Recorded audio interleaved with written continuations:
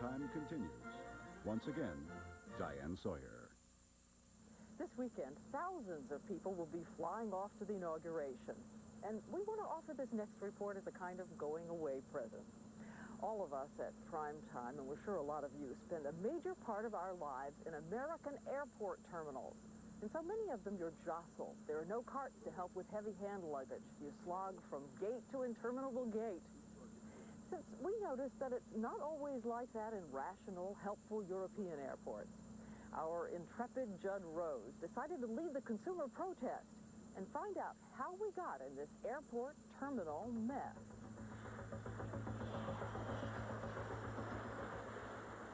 It's said the journey of 1,000 miles begins with a single step.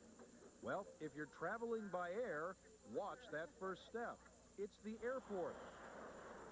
And if you think all you need is a ticket, you have no idea. I have no idea what gate we're going to leave from. I have no idea if we're even going to get on the plane. I have no idea if they're going to put an adult by the 5- and 7-year-olds. Nobody will tell you anything. You just have to wait, have to wait, have to wait. No doubt about it, our airports have a wait problem. You're not even flying today? No. Consumer Reports said that if you make your travel arrangements 2 weeks in advance at the airport... This line, we're all flying today. Please, sir, if you don't get back on... Then what? I'll be arrested, put in airport jail? Why bother? If you're at the airport, chances are you're not going anywhere for quite a while. Long lines, lost bags, bad food, hard seats, high prices, and announcements no one can understand.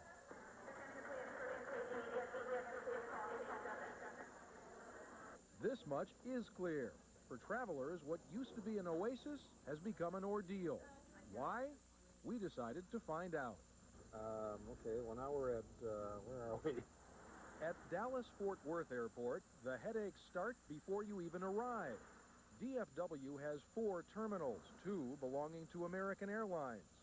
As you arrive, there's an electronic sign that's supposed to tell you which flight is at which terminal, assuming you can speed read as you whip by at 55 miles an hour. We were looking for the next flight to Atlanta, but the sign wasn't even on. So we guessed and pulled into the first terminal we came to.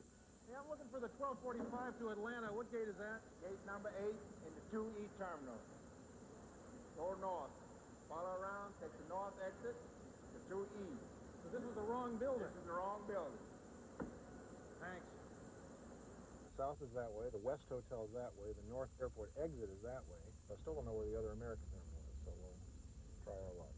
I think we screwed up. Looks like we're heading out of the airport. To get from the wrong terminal to the right terminal, now we have to make a loop of the entire airport. Hey, Terminal 2E. Hey, there's my plane. According to the odometer, it took us 4 miles. We had to go completely around the airport to get from the wrong place to the right place. I think we've finally done it. By the time you get to the right gate, you feel like Neil Armstrong stepping on the moon. If you think that's bad, try getting around here without a car. For instance, what if you're changing planes and you have to go to a gate at the other end of the terminal? The average terminal is a half-mile long, so there's a motorized cart for those in a particular hurry. So people complain about the design of the airport? Yeah, they're just pretty much lost as soon as they get here. They're just not, you know, it's so big. That it is. DFW's terminals are spread along a 7.5-mile-long road that runs the length of the airport.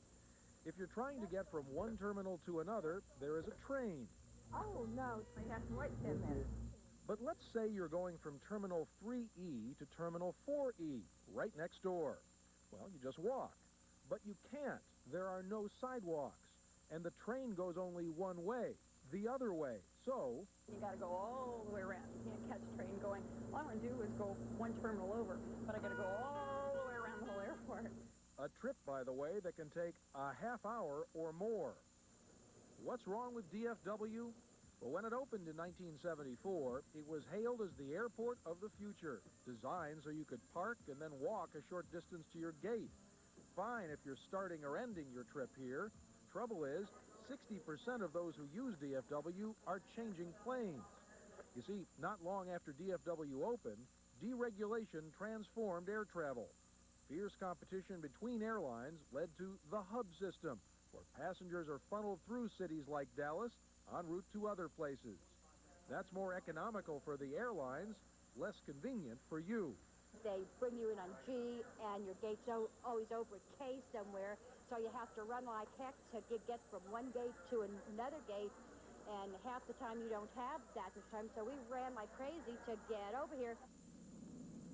Hard to believe, but it wasn't so long ago that air travel was not only convenient, but downright glamorous. Passengers put on their best clothes to fly, and why not? It was a rare event. When a loved one flew, the whole family came out to witness the big moment. In fact, families often went just to sightsee. When I was a boy in San Francisco, one of my favorite things to do was go to the airport. Sort of the way kids these days go to a mall. My mother would take me out there on weekends. I'd walk around the terminal, watch the jets take off. Imagine that I was the one who was going to some of those exotic cities listed on the departure board. Take kids to the airport these days, and chances are they'll be wide-eyed all right, but not with wonder. I am angry. This is not a lot of fun. It's very boring. That's true. Somehow, airports manage to be boring and stressful at the same time. Wait a minute. I don't care about this paperwork. We're sitting here, that plane's in the air, and we have seats. It's so aggravating. And then the food at the airport, just to feed the kids hamburgers, you know, like little hamburgers with nothing on them and little Cokes, was almost $40.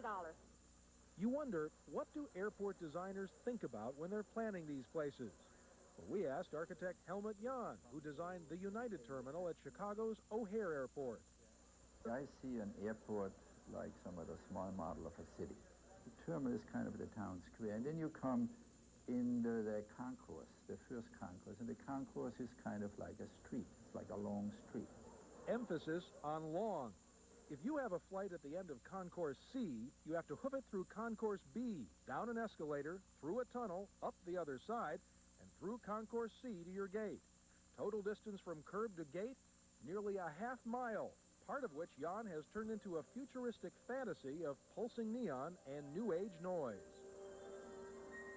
Something had to be created which made people feel that it was an extra bonus, an extra experience they got if they actually were lucky enough that they had to go through here. So you've got to trick people into thinking that this is fun. Of course, when your flight's been canceled and you have to spend the night at the airport, all the neon in the world won't help you stretch out and relax. Why are chairs so uncomfortable in airports? Why couldn't you design something in an airport waiting area where people could lie down while if they have to stay overnight in an airport or wait for hours at a time? You can't design an airport when all the planes are delayed and 50,000 people are in the terminal and they don't have a place to sit. Well, all I can say is I hope you never have to wait 5 or 6 hours for your flight in the middle of the night. You're going to be looking for a place to lie down. I don't plan to spend any nights in airports. Well, that's a load off all our minds. Now, if we could just find the genius who's responsible for luggage carts. We mean, why is it that at European airports the carts are free, but at U.S. airports, if you can find one, you got to pay first? We put that to Dave Flavin, who oversees operations at all the airports in the New York area. The fact is that European airports function differently from ours. Flavin pointed out that in Europe, airports are completely supported by the government.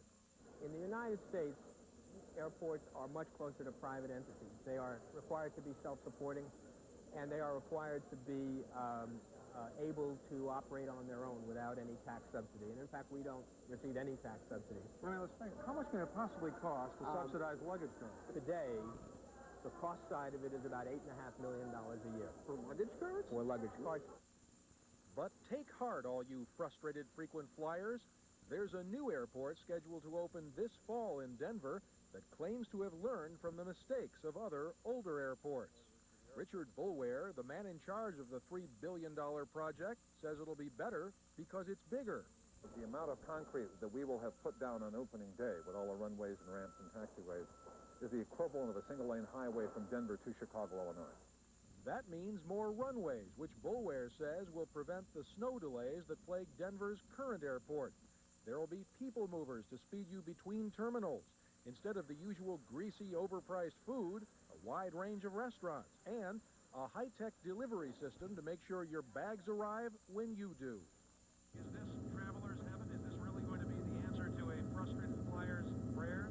If we're really doing our job right, we need to get them in and out of here fast as we can, because people don't come to an airport to have fun. They come to an airport because that's where the airplanes are.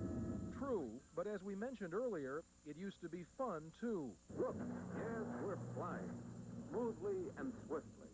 Of course, that was back when air travel was just for the elite few.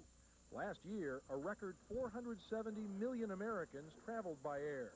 It's as common as taking the bus, so it makes some sort of weird sense that airports now seem a lot like bus stations. Travel is not glamorous. Not anymore. No, the word that comes to mind now is... Stranded and lousy, but the boss here, so sorry. That's the spirit. Eat some of that junk food, curl up in one of those plastic seats, and make the best of it. What's the use complaining? You're at the airport now. You just have to get in line. I hate this place. And if there's anything else you want to know, if I had wings, I'd fly.